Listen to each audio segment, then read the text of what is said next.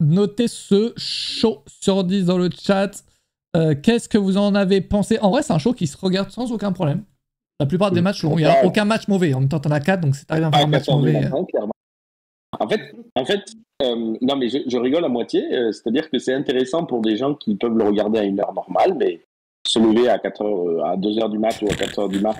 À 2h. Non, mais c'est vrai, non, mais c'est un peu une problématique. C'est qu'au niveau international, bon, c'est sympathique, mais c'est un show filmé, quoi.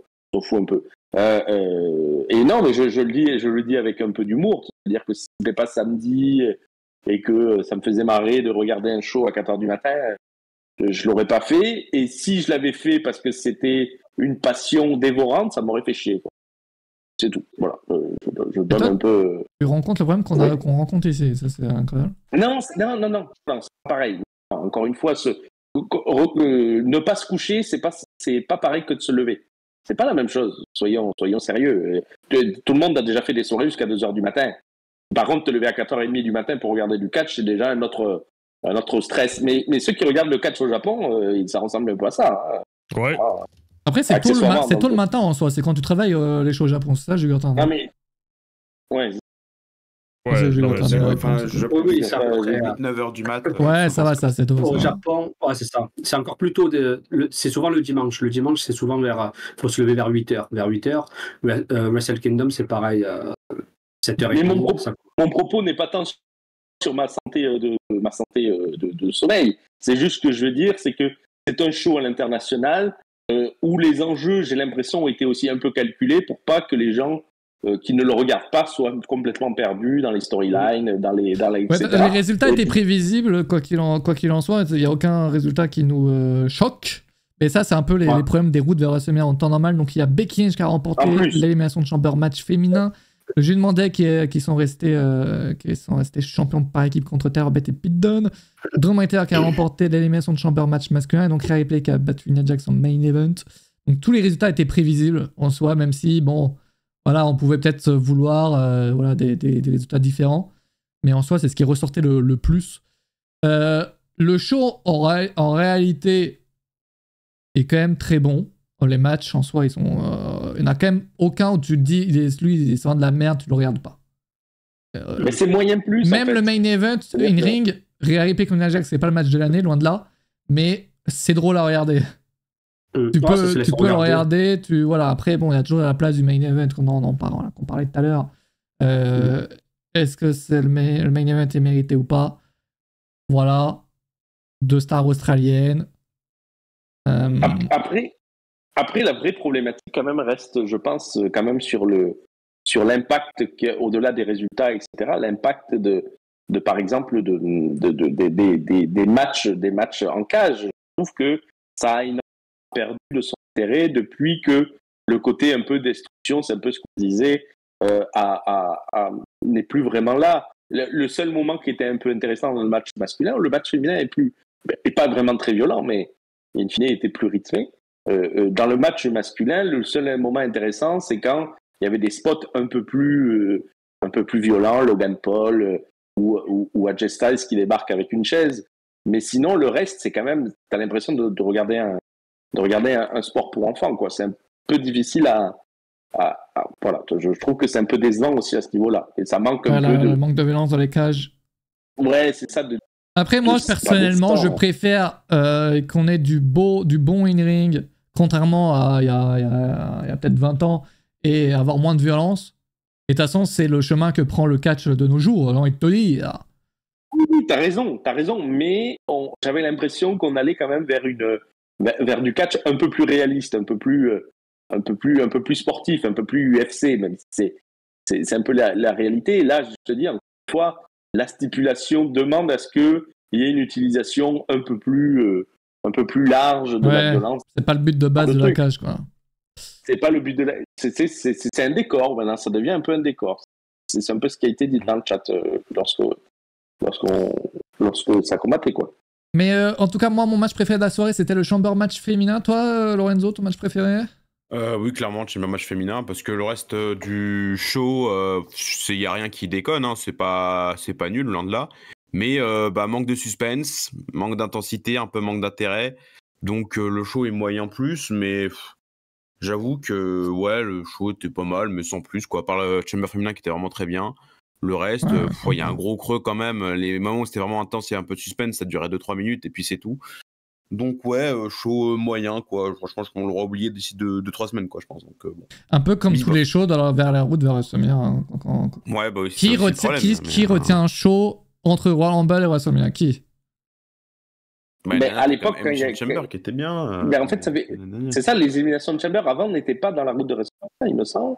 À moins que ça ait toujours été le cas, peut-être. Non, ça dépendait. Ça dépendait, bon, mais il y avait. C'est clair que qu'il y a aussi une volonté de ne pas blesser ses stars aussi, clairement.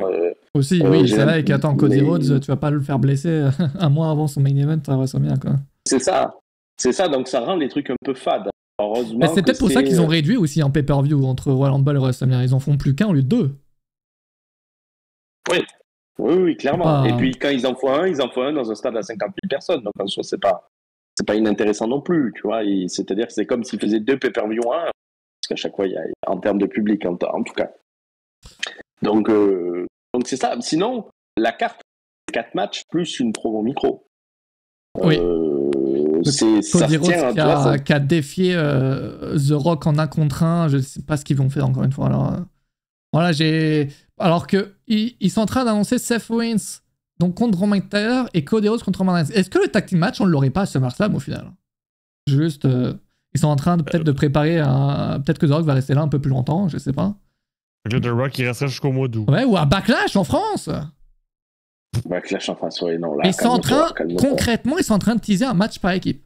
Ou en Arabie Saoudite, parce qu'il faut pas oublier qu'en mai, ils vont peut-être l'annoncer un de ces 4 aussi, il y aura le show en Arabie Saoudite. En juin. Oui, sachant qu'on sait que maintenant, en plus, les pay-per-view en Arabie Saoudite comptent dans les storylines. Ce n'était pas spécialement le cas à l'époque. C'est plus les... ouais, en Arabie Saoudite, peut-être, je ne sais pas le lien, enfin, si The Rock il veut y aller ou pas, parce que certains catchers ne veulent pas. Oui, il y a quand même son image est en jeu, il la met déjà en danger là, en étant méchant. Je pense pas qu'ils peuvent le faire après WrestleMania. Parce que là, ça voudrait dire que si Roman Reigns gagne, mais Cody. Tu sais, parce que si Cody gagne, Reigns, il va pas rester. Tu sais, c'est. Oui, c'est vrai. Non, je sais pas ce qu'il faut. Je comprends pas. Le tag team match, je sens qu'on l'aura. Je ne sais pas quand. Peut-être à SmackDown, hein. Peut-être à SmackDown, je ne sais pas. Ça. Celui enregistré juste avant WrestleMania. Certainement.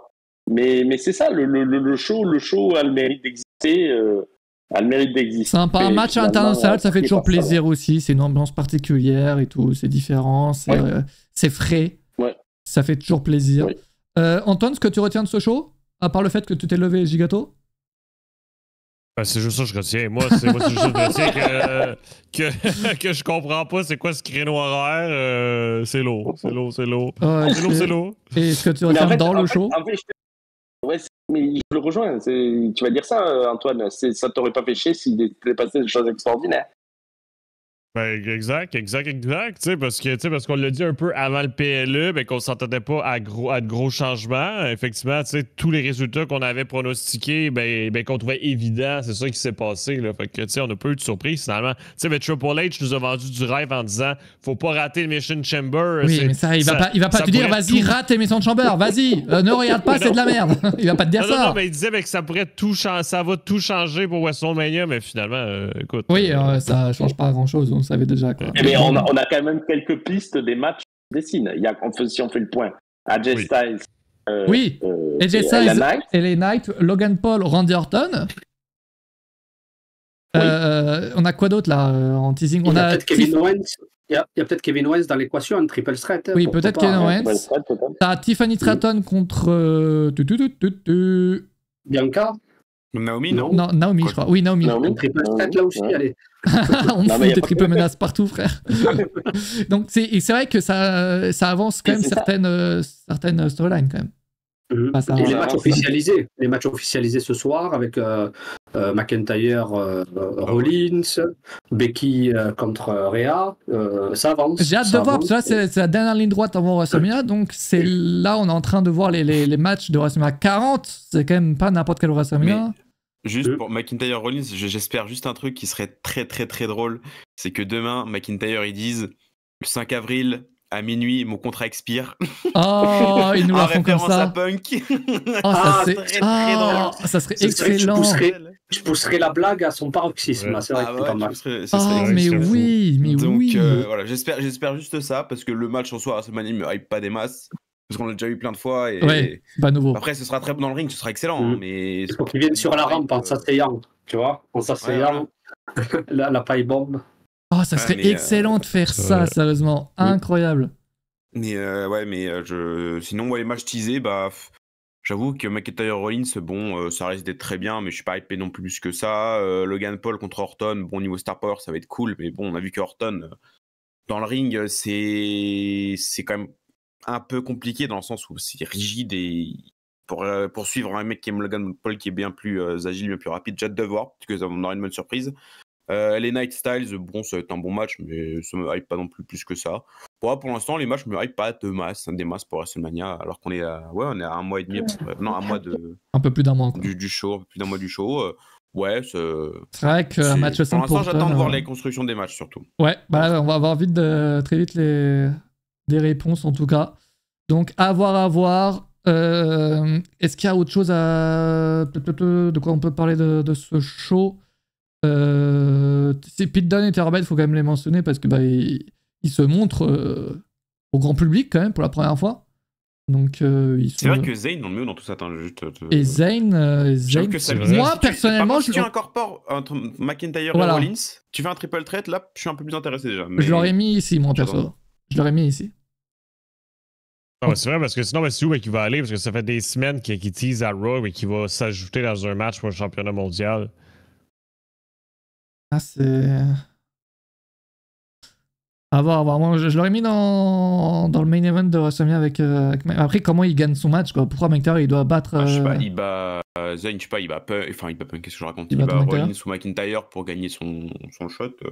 C'est pas non plus... À voir, les amis. Ouais. Bref, on se retrouve, je ne sais pas quand, au plus tard, mercredi à 18h. Sinon, on va voir si on peut live avant pour venir sur le show. Mais sinon, ce sera mercredi 18h. Et puis, je voulais dire une bonne soirée, mais ça va être une bonne après-midi, une bonne journée, les amis. Merci à vous de nous avoir suivis. Une bonne nuit à Monkey et Antoine qui font dormir. Merci de nous avoir suivis, les amis. C'était très sympa. On va pas revivre ce genre de show à ce genre d'heure très vite. Donc, il fallait bien profiter. Merci, mon Dieu. Le prochain, c'est WrestleMania, les 6 et 7 avril à 1h du mat. On livera bien avant. Correct. Nique ta mère. Et évidemment, il y a la révolution du côté d'AEW très bientôt également, dans une semaine, le 3 mars. Bonne journée à vous. Antoine, je te relaisse dormir. Ça fait bizarre que je dise bonne journée. Oui, c'est très très chelou. Mais j'ai lancé le live, j'ai dit bonsoir, genre que tellement j'avais l'habitude, sérieusement. Bonne journée, ciao. Ciao. Oh yeah! Merci tout le monde. Catch you mercredi ou peut-être demain. Ça part! Saoulé déjà. Il m'a saoulé.